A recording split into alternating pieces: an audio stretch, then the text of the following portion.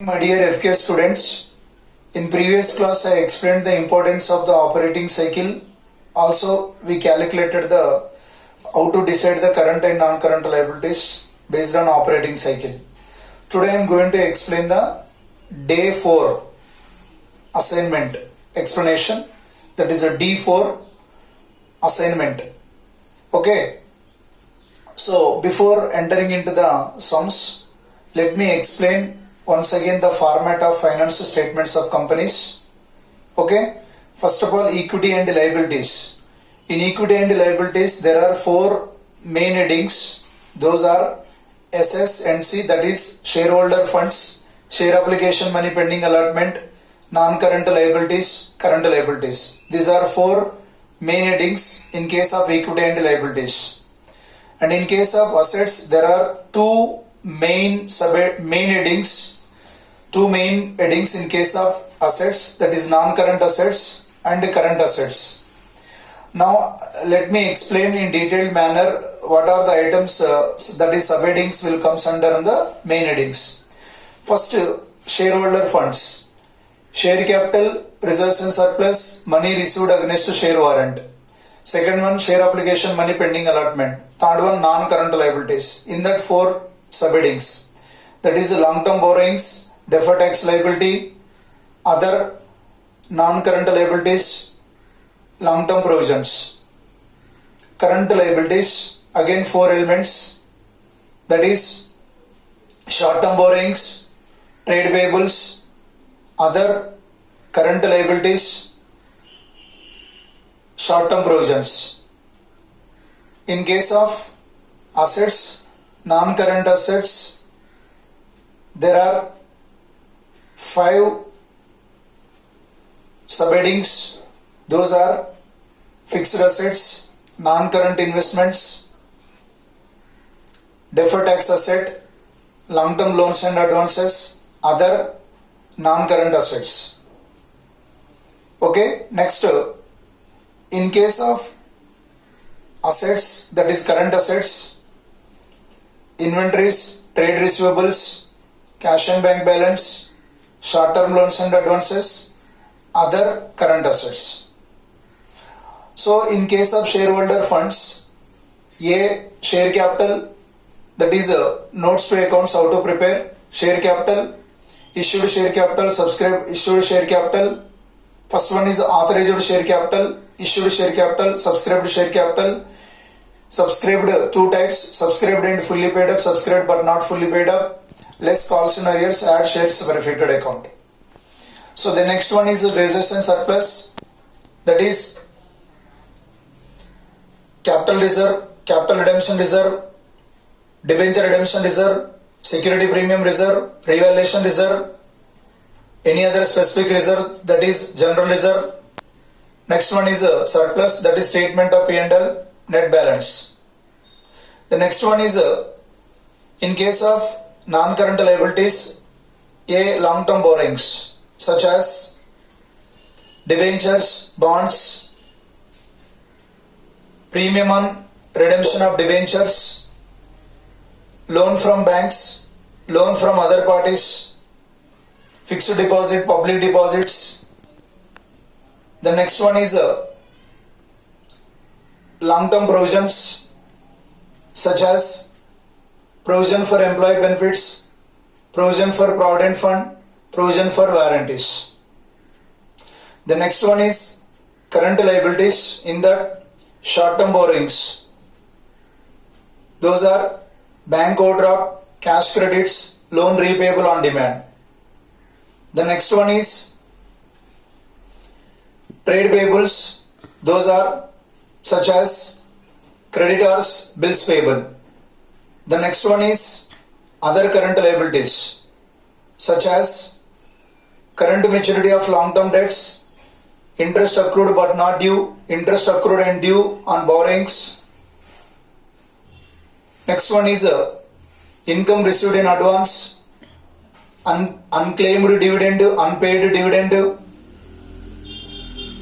outstanding expenses, calls in advance, interest thereon, provident fund payable. The next one is short-term provisions, such as provision for tax, provision for bad debts, provision for doubtful debts, provision for discount on debtors. So these are the items. Next one is assets. In case of non-current assets, first one is fixed assets. In fixed assets, tangible assets, intangible assets, capital work in progress, intangible assets under development. In case of tangible assets, land and buildings, furniture and fixtures, vehicles. The next one is computers. The next one is intangible assets, patents, goodwill, copyright, trademark, computer software. It is a part of the intangible assets. The next one is non-current investments. Non-current investments such as investment in equity shares, investment in preference shares, investment in debentures, investment in government securities, investment in mutual funds. The next one is long-term loans and advances, such as loan given to employees, advances given to suppliers. Then next, debt due by directors or officers of the company. The next one is any security deposit with electricity company, that is long term, it will comes under long term loans and advances. Then other non-current assets, such as long term trade receivables, insurance claims receivables, and debt due by directors or officers of the company. So sorry, actually I mentioned wrongly, that is debt due by directors or other officers of the company. Previously I said in long-term debt, long-term loans and advances, but it won't comes under, it will comes under other non-current assets. Please rectify it. The next one is current assets.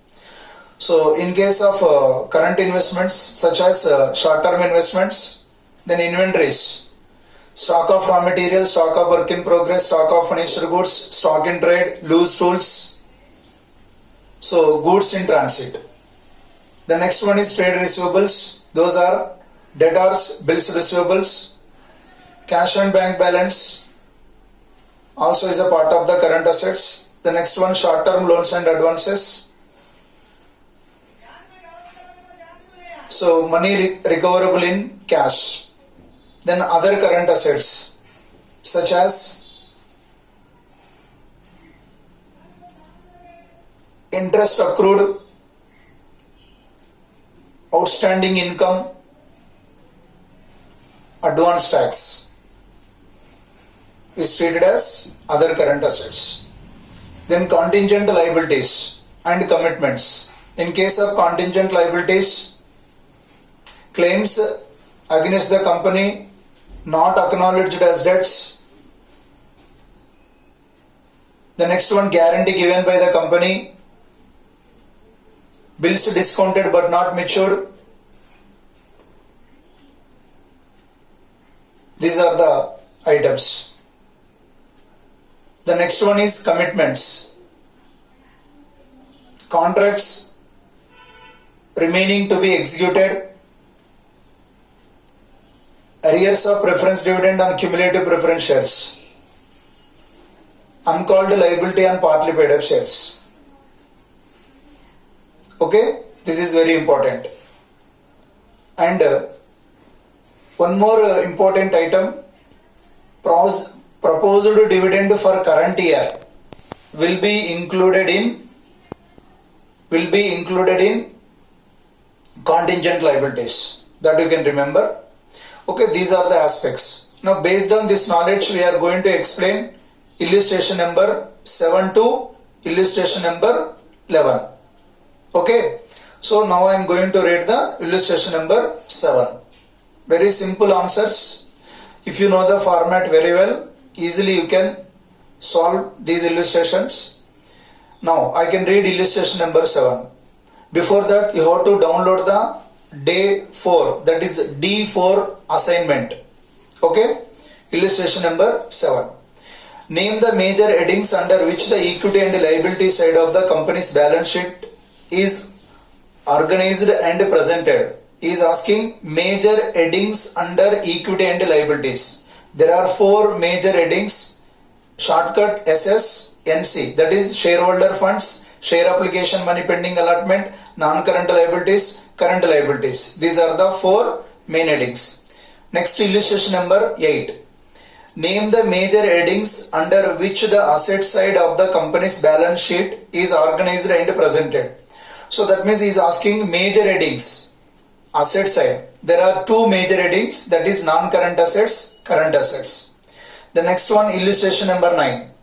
Name the subheadings under which the shareholders' funds shall be classified in a company's balance sheet. Okay, that means he is asking the subheadings under shareholder funds. There are 3 elements, that is share capital, reserves and surplus, money received against a share warrant. The next one, illustration number 10. Name the subheadings under which the non-current liabilities shall be classified in a company's balance sheet. That is, he is asking subheadings under non-current liabilities. So non-current liabilities are subheadings 4. That is long-term borrowings, deferred tax liabilities, other long-term liabilities, long-term provisions. Then illustration number 11. Name the subheadings under which the non-current assets shall be classified in company's balance sheet. There are, so under non-current assets, there are 5 major subheadings, that is fixed assets, non-current investments, deferred tax asset, the next long-term loans and advances, other non-current assets. Okay, based on this knowledge, you have to solve the practical questions, that is 12 and 13. So you have to solve. Okay, thank you. If you have any doubt, just please contact me and get the clarification. Happy preparation. Thank you.